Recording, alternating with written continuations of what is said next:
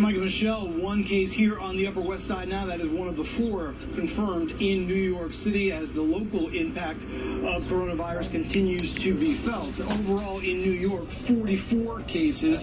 There are 4 in Long Island. Good morning, guys. It's Saturday. I got everything ready for my first delivery, which is at 10:30, 2016 Cadillac. It's an SRX. We got the owner's manual, both keys. I got my trade forms all filled out, ready to go. Stickers for windows and all that sort of stuff. This is the vehicle here, all cleaned up, ready to go.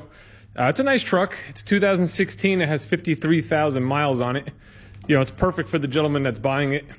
He's trading in a minivan and didn't feel like spending a lot of money, but wanted something that was, you know, nice and luxurious. So I think he's making the right decision. The only thing with this vehicle that he questioned was it doesn't have the little cargo fence that comes with Cadillac as an option. Now, there's 2 things that this vehicle don't have. It doesn't have the little fence that goes across, and it also doesn't have the shade. He doesn't really care about the shade. He would like the cargo fence. However, when we traded the vehicle in, we didn't get them with the vehicle either. So that's a question I would pose to you. What does the dealership do in that instance when you're selling a pre-owned car? Now, we make sure we have both keys. We make sure that we have the owner's manual. But if it comes to other sort of dealer added accessories or dealer installed options that were on the vehicle when it was new, we generally don't put them in the car and buy them. We will do it with headsets. So if you buy a Tahoe or Suburban or something with a DVD system, we make sure you have the headsets. And quite frankly, if it's a certified car, you get everything. In this instance, it's not certified. So we sell it at a very aggressive price. And because of that, we don't invest the extra, you know, $400 or $500, whatever it is, to get the other parts. I did tell him that I'll try to find one online, figuring maybe I can get one, you know, maybe through Facebook Marketplace or Craigslist or something like that. So if I can't find one, I'll either get it myself if it's not too much money, or I will, I'll lead him in that direction to show him where he can find one.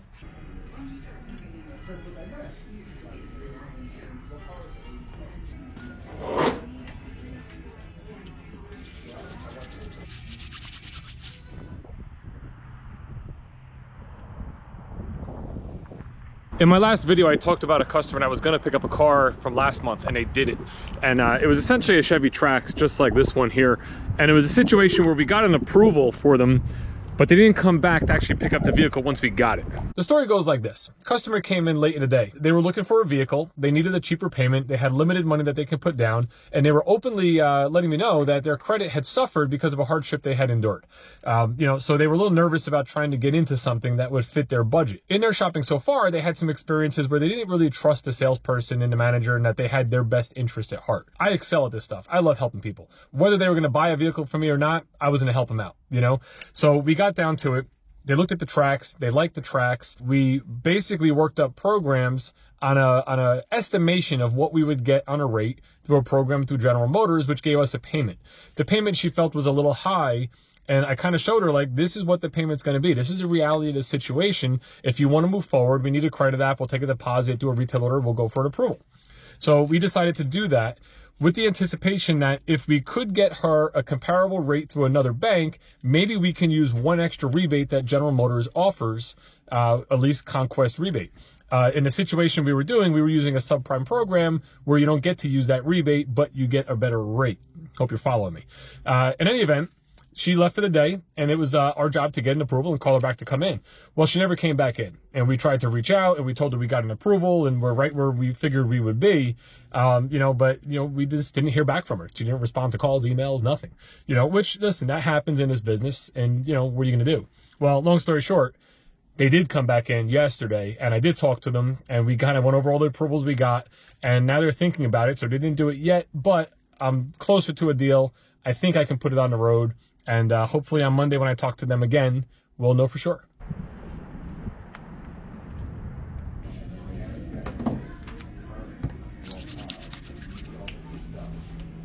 PJ, you want to bring this down now? Yeah? All right, cool.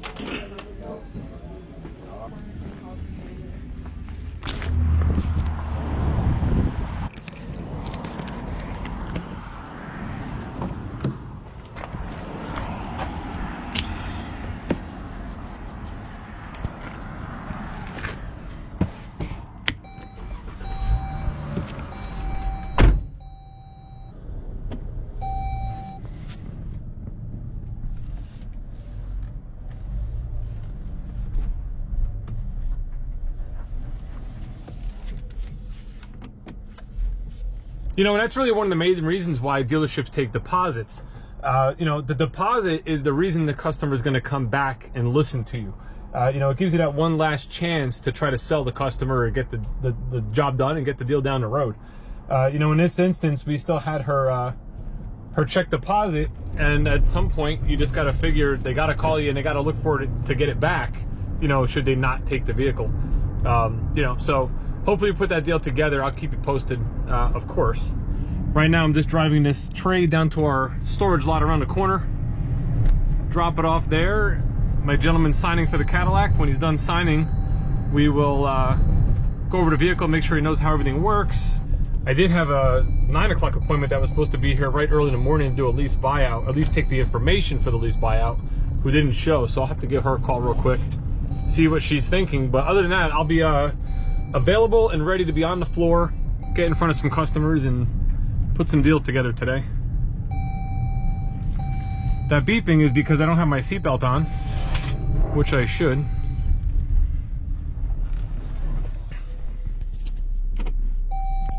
Always wear your seatbelt.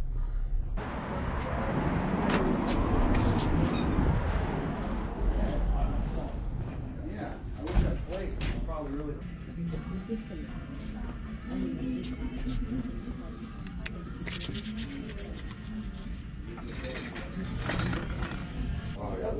Because of the right, so I mean,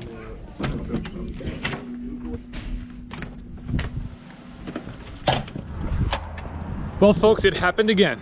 2 customers, same time. I had a customer call up that they were going to stop in about a half hour. And then about 15 minutes later, a customer walked in to see me. So I started helping them, and then a couple minutes later, the other customer showed up. But luckily, my guy Sal, that we all know and love, is taking over with the one customer. Let me squeeze in here. Is taking over with the one customer to kind of work out leases and stuff like that, while I help the customer that's here with me now on a used Suburban.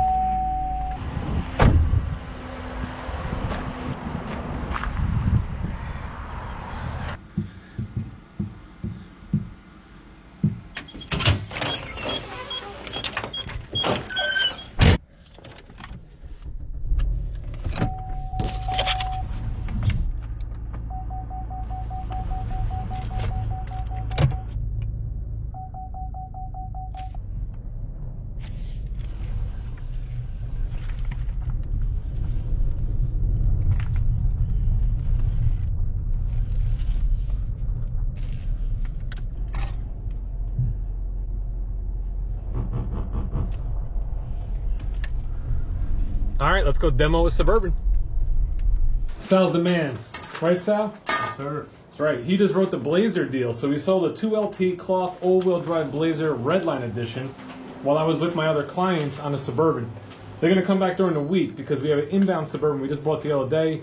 Looks like it'll fit perfect. It's a 19, it's 16,000 miles. It's like sunroof, DVD, nav, luxury package, and it's in the price range they're looking to be in. So when that comes in, we'll call them back. Now I'm gonna jump in where Sal left off and get everything ready for delivery. But this is a spot. What do you need? Did you get an app and everything? Yeah. She's adding it to the insurance now. We need the competitive lease proof. How are we gonna get that? She has her lease here, so All right. have her log in, get the bill. We have reg. Can I put you on the video? No. We'll do it like we did it last time. No. Come on, man, the public wants to see you again. No? I don't think so. You don't think so?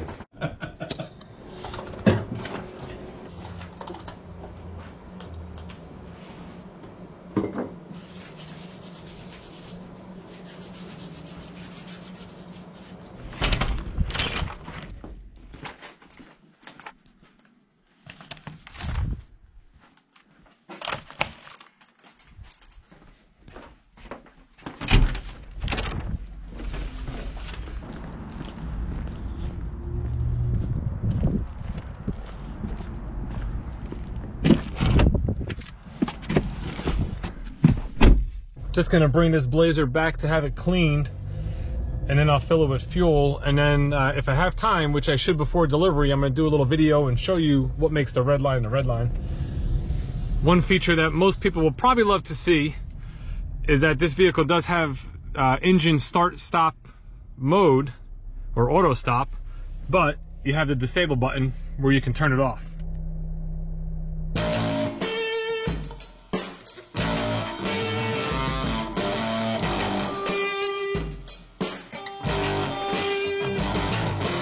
All right, folks, so here it is. It's all cleaned up, ready to go.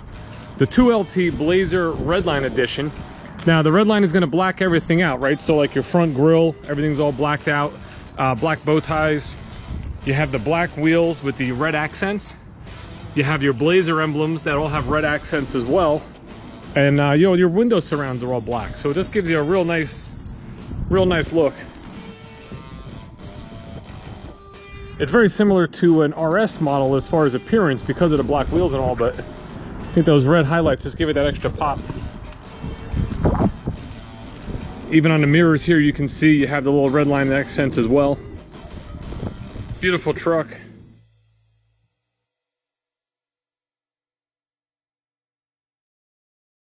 This is exactly what General Motors was looking for with the Blazer, being it's a direct competitor to the Jeep Grand Cherokee, and this Blazer is actually replacing their Jeep Grand Cherokee lease.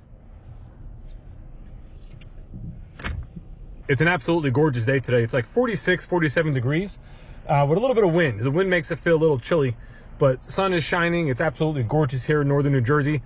Tomorrow, from what I understand, it's going to be into the 50s, and then Monday into the 60s. So we may have well gotten through winter with no more than maybe 4 or 5 inches of snow over the course of the whole winter, which is incredible. Right there, we have a Traverse RS.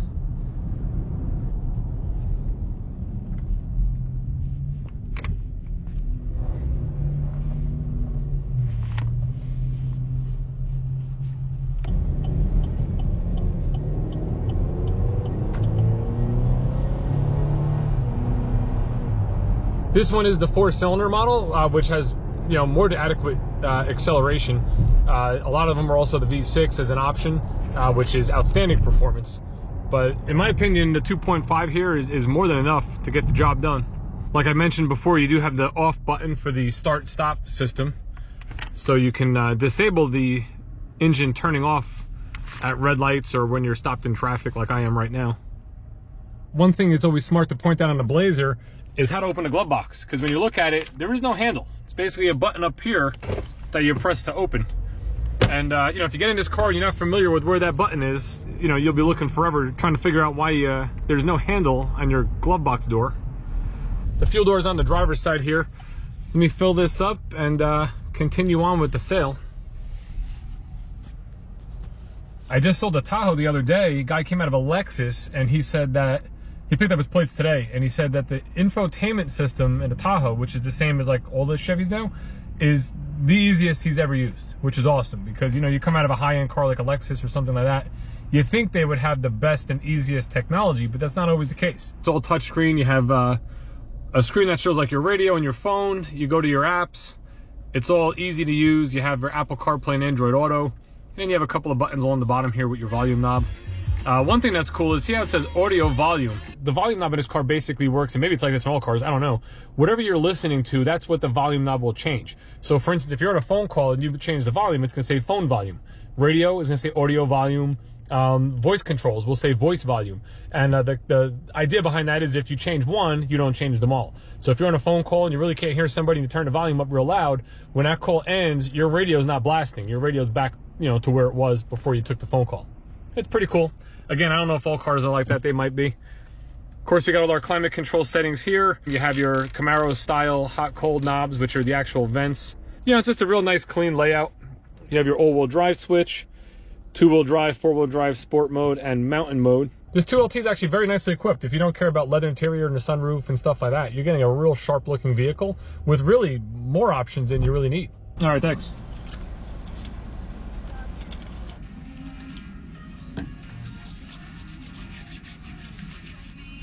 I was younger, Cherokees and things like that that you use gasket for the transmission versus the 1.5, which is okay.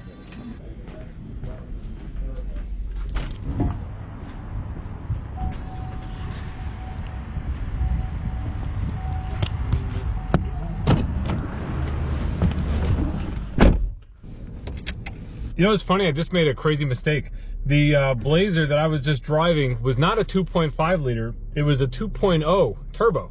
And that vehicle, you know, it's got 230 horsepower. Like, it really moves with that engine in it. And I didn't realize that was the engine that was in it. I just wasn't thinking. Like, when I went to get gas before and I was accelerating down the highway, I was like, this thing really got some good pickup for this 2.5. And it turns out it was a 2.0. This is the Jeep that they just replaced. Again, the Blazer being the main competitor against the Jeep Grand Cherokee. Or I should say it the other way around. They created the Blazer to compete directly with the Jeep Grand Cherokee, because the Grand Cherokee is, I don't know, 80% of the market or something of this class vehicle. So that's like 2 Blazers I sold in the last week and a half, because I just sold one recently. So they're getting more popular. The deals are getting good and they're getting more popular, and people are starting to lease them. So that's fantastic. It's gonna drop this car off here in our lower lot for storage. Let the bank come and pick it up. And pretty much end the video right here. As always, I hope you guys enjoyed watching and kind of going on a little journey throughout my day. You notice it doesn't have a backup camera. It's a 2016 with no backup camera.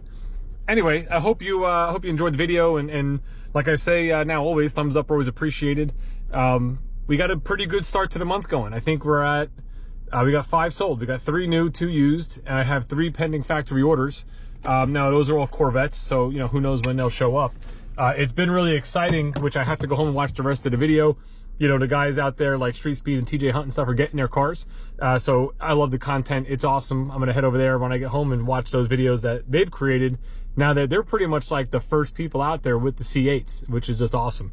So I can't wait till we get the first ones in here. We are due to get one in very shortly. It's not one that I sold. Somebody else sold it. But when we get it in, I'll try to get as much video content on it as possible to kind of show you what each Corvette C8 customer ordered. You know, so I'll put a video together showing their specs and what they chose. But anyway, I'm rambling on. Have a great night. Have a great weekend. I'll see you soon.